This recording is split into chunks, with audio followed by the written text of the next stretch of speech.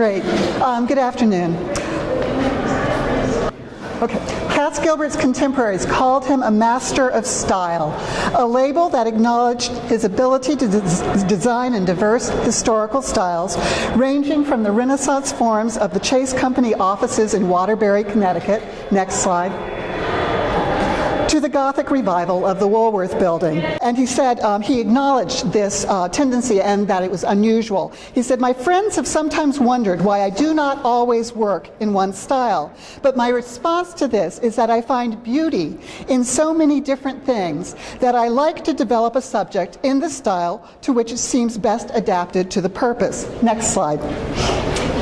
In 1898, Gilbert was asked to identify the 8 great facades of the world. Not surprisingly, his list was eclectic. He included Notre Dame in Paris, the Parthenon, Garnier's Opera House, San Marco, St. Peter's, Amiens Cathedral, which you see in his sketch perspective from 1880, Cologne Cathedral, and the Farnese Palace.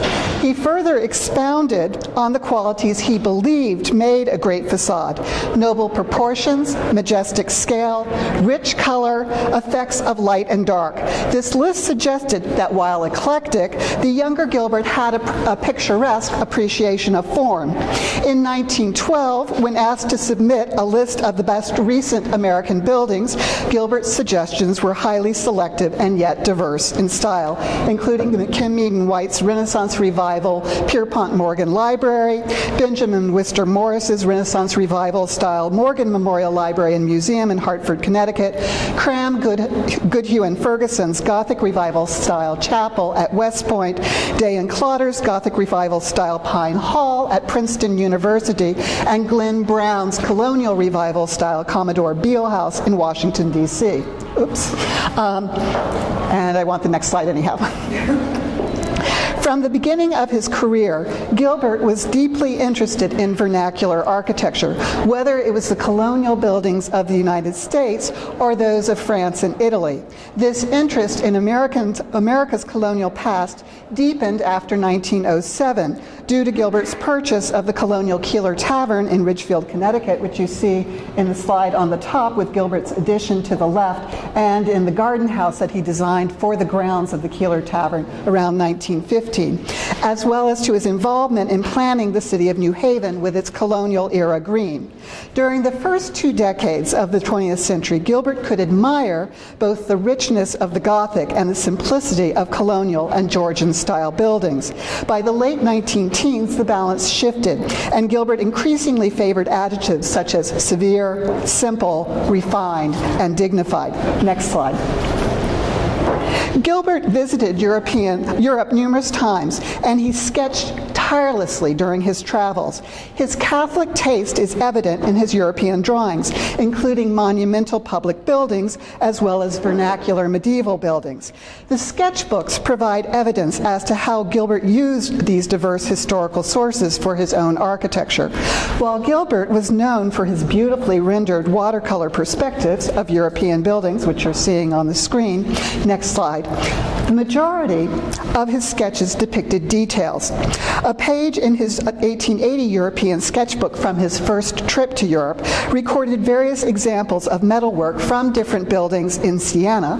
Another page was devoted to a single building, San Marco in Venice, but also composed entirely of details. Next slide. In 1909, Gilbert advised a young aspiring architect to keep a sketchbook, a scrapbook, and a notebook. Sketch everything you can and keep your mind, your eye, and your hand in constant training. Train yourself to see things and to draw them. Landscape, plant life, ornament, embroidery, carving, metalwork, and all sorts of things. To familiarize yourself with the art of design and to cultivate the taste.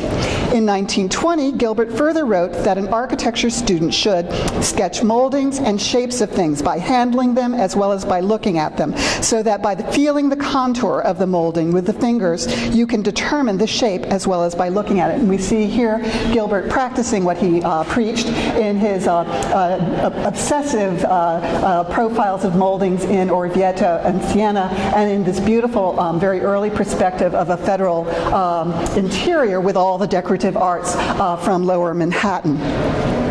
Gilbert, in both practice and advice, was breaking historical sources down into details. By fragmenting his record of historical buildings, Gilbert broke it down into a working vocabulary that he employed for his own designs.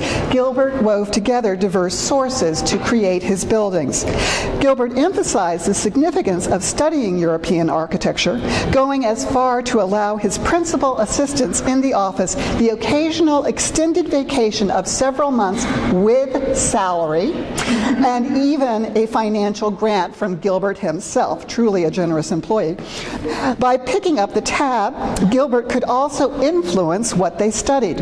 When one such principal assistant, John Rocart, was traveling to Europe during the fall of 1906, Gilbert wrote to him requesting that he travel to Sicily to see Monreale and the Cappella Palentina in Palermo, and hoping that he would be back in time to help finish work on a project in Pittsburgh. Next. One of his principal assistants, T.R. Johnson, who played a major role in the design of the Woolworth Building, particularly in the development of details, and who, as you will see, was also a brilliant draftsman and did a lot of the studies for the Woolworth Building in perspective so they could assess how the schemes were working, embodied the qualities that Gilbert valued in himself and other architects. Upon Johnson's untimely death in 1915, Gilbert wrote, "Mr. Johnson possessed to a rare degree the qualifications of an architect. He was thoroughly versed in all phases of his art. He was a designer of rare ability. He was a draftsman of extraordinary skill, a master of every form of architectural draftsmanship. He had a keen and delicate sense of color and form in painting and sculpture. He was a deep student of architectural precedent, and at the same time possessed exceptional inventive powers as an artist, not only in the intricate details of architectural ornament, but in the larger forms of planning and composition." Next slide. The Gilbert office produced numerous design sketches for every project, studying different configurations, details, and at times styles. Sometimes they even had competitions between different office members to kind of design a building. His designs for the U.S. Custom House explored a variety of different classical styles. Next. While his preliminary designs for the West Street building ranged from neoclassical with Romanesque details to Gothic. While Gilbert designed using many different styles, he held certain principles about the use of historical references. He believed that the style chosen for a design should be appropriate to the building's purpose. In 1909, Gilbert answered an inquiry about which styles he believed were suitable for churches. Denomination, Gilbert replied, could determine style. The Catholic Church's lengthy history and broad geographical extent enabled an architect to select from a great number of styles, including Roman Renaissance, Gothic, and Byzantine. An architect, however, should only use the English Gothic for an Episcopal church. Next.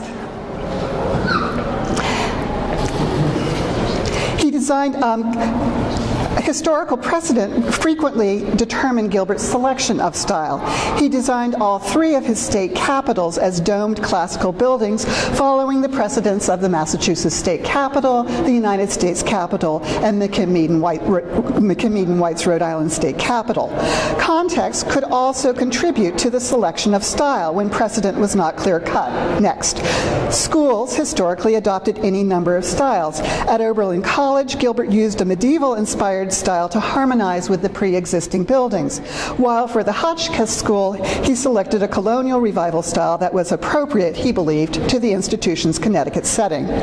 When architects had the freedom to choose the style of a building, Gilbert stressed that they should choose beauty over originality. Whichever type or form is adopted, it should be executed with a reverent regard for the style and be kept as pure and fine, and above all, as beautiful as possible. And again, where the designer chooses to work with entire freedom from traditional style to meet modern conditions, he should do so, but in doing so, seek beauty rather than originality. For if he achieves beauty, originality will take care of itself. I believe that architecture is a matter of development rather than a matter of invention. And wherever I can, I love to recur to the beautiful wonderful old types of the past and study them as closely as possible. Next. The skyscraper, Gilbert acknowledged, was a type largely without direct historical precedent.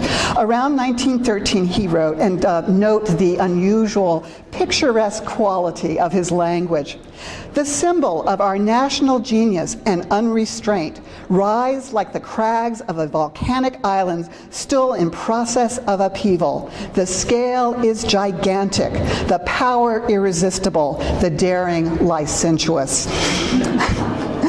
And yet, to those who have eyes to see, there is the germ of the true art, and the skyscraper is ours. It is conceived by business, half in economy of ground, half in extravagance of advertising. It is born of the mechanical ingenuity which evolved the steel frame and the express elevator. It is sanctioned only by the least paternal of governments. Now, because it is ours, because it expresses the most obvious side of our cosmos, because there are no alien conventions to follow, we are evolving almost unconsciously a new type of interest and even beauty. In terms of skyscraper designs, in 1899, Gilbert expressed admiration for the work of Bruce Price and his American Surety Building. In 1911, when asked to send postcards of important American works, next please, Gilbert included images of the Singer Building, the Flatiron, and the Metropolitan Life buildings. Next. As the Woolworth Building project developed, changing in height, the size of site, Gilbert's office tried on a number of styles ranging from Hellenistic to Gothic. And here you see, again, an example of T.R. Johnson's wonderful ability to quickly produce these perspective sketches, which allowed them to do so many different studies. Gilbert stated, "The Woolworth Building is the outcome of a condition, not the result of a theory. It is logical, not creative in idea.